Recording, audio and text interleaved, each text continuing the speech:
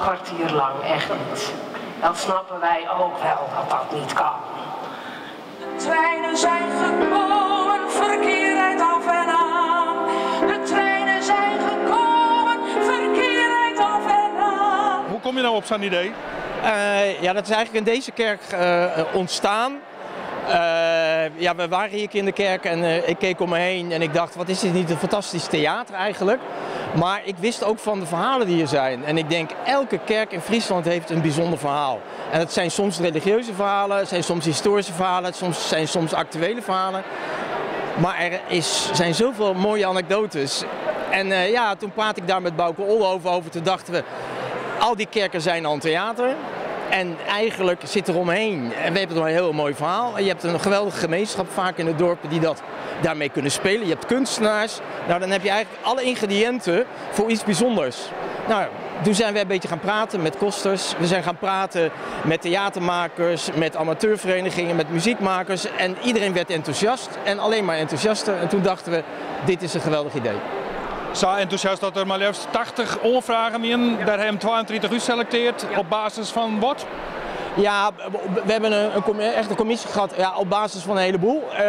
Uiteindelijk toch ook kwaliteit en bijzonderheid en de uniciteit van het verhaal. Maar ja, met veel pijn in het hart. En ik denk dat veel van die projecten die niet uitgezocht zijn, ik denk dat ze ook nog doorgaan hoor.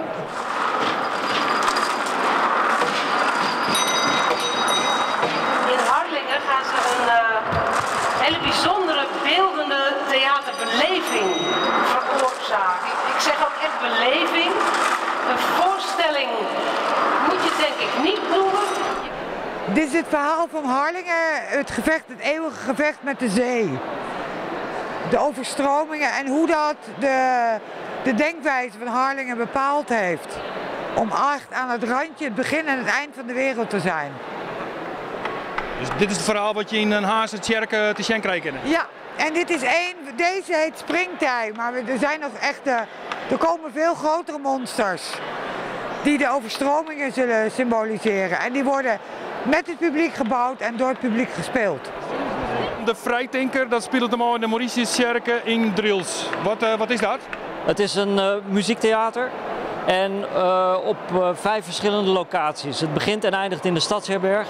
En het gaat naar het kerkhof waar ooit de Sint-Mauritiuskerk stond. En daarna langs de 3 nog bestaande kerken in Eilst.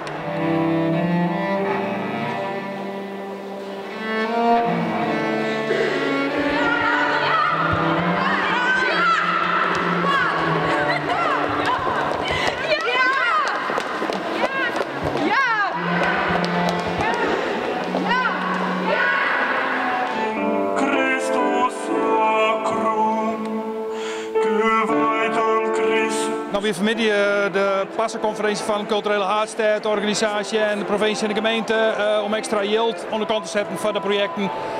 Zawater neemt dat onder de toer, oors willen ze net trok inkomen. Dus je bent heel blij.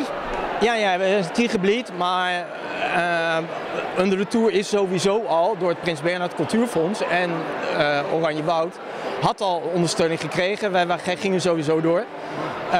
Maar met nog enige extra ondersteuning die er nu kan komen, is het risico kleiner en kunnen we het simpelweg nog beter doen. En dan ben je ook de man die dat hout doen hier. Ja, het is een project van Willy van Assen. Die heeft de kerk in de Mansum genomen, het vele houtsnijwerk, en dat inspireerde haar om met een houtsnijder erbij te betrekken. En nou ja, bij deze presenteer ik dan dit. Een ketting die ook verbinding vormt tussen alles en nog wat. Dus welk evenement ook, is altijd voor toepassing. Snap je? Ik denk dat het zeker de moeite waard is om naar hielpen tot te gaan voor het stik, het fluitskip. We hebben eigen taal, we hebben eigen klankingen. Maar 60 jaar later kwam er nog iemand naar die kerk, naar deze kerk, met een kistje, met in dat kistje een tweede schedel. Zeggend, nee maar dit is de schedel van Maria Louise. Echt waar, wij hebben hem al die tijd heel goed bewaard. En zo kwam het dat Maria Louise met 2 hoofden, met 2 gezichten begraven ligt. Maar het leven gongs verder.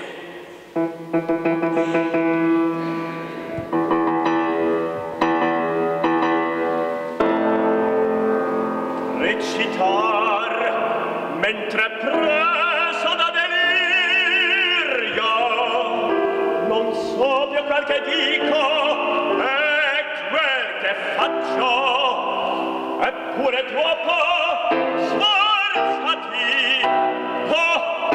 scelto forse un uomo